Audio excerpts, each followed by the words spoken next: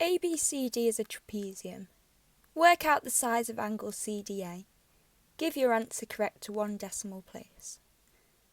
So the first thing we can do is mark angle CDA onto our diagram so that we know which angle we're working out. So angle CDA is this angle here. So the first thing we can do to make this question easier to solve is by adding a line here. And this gives us a triangle on the right hand side of this trapezium, making this angle a right angle. So the first thing we can start working on is this right angled triangle here. So the first thing we can do is work out the length of the base. And to do this we can use Pythagoras. So Pythagoras' theorem is that a squared plus b squared equals c squared. And c squared is always the hypotenuse, which is the longest length.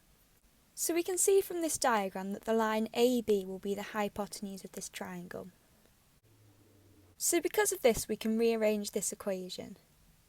So we can rearrange it to a squared is equal to c squared minus b squared. And we can start substituting in numbers. So our value for c will be 7.5 centimetres. And then our value for b will be 6 centimetres. And if we put this into our calculator, this tells us that a squared is equal to 20.25. So the final thing we need to do to work out this length is square root both sides of the equation. And this tells us that a is equal to 4.5. So therefore the base of this triangle is 4.5 centimetres. Now next we can move on to this rectangle which we've drawn on the diagram. So opposite lengths in a rectangle are equal in length.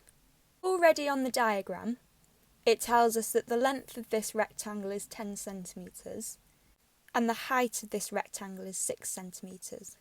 So what this means is the base of the rectangle will also be 10 centimetres and this length on the right will also be 6 centimetres. So on the diagram we've also been told that the full length of the trapezium is 24 centimetres.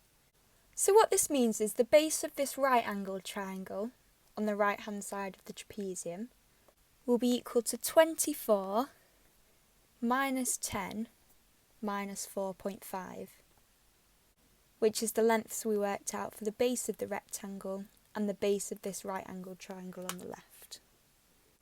And this gives us an answer of 9.5 centimetres. So we can fill this in on our diagram. So now what we can see on this triangle on the right, we have two lengths, which means we can work out one of the angles by using trigonometry. So we want to work out the angle of CDA, so we can label up these sides. So the hypotenuse is always the longest side, and then the side which is opposite to this angle will be this side here, so we can label this the opposite side. And then the adjacent side is the base of this triangle. So the formula we'll want to use is tan x is equal to the opposite over adjacent. So if we substitute the values we've got in our triangle into this equation, it tells us that tan x is equal to 6 divided by 9.5.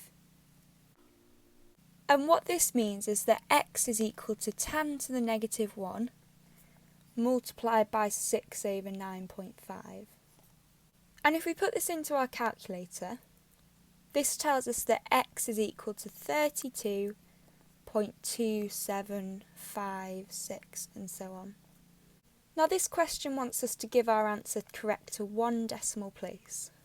So 32.2756 to one decimal place gives us a value of x, which is 32.3 degrees. And this is our final answer. Now this question's worth 5 marks. We'll get our first 2 marks for correctly using Pythagoras' theorem to work out the length of the triangle on the left. We'll get our 3rd mark for correctly working out the length of the triangle on the right. We'll get our 4th mark for using trigonometry to work out the angle of CDA. and our final mark for correctly working out the angle.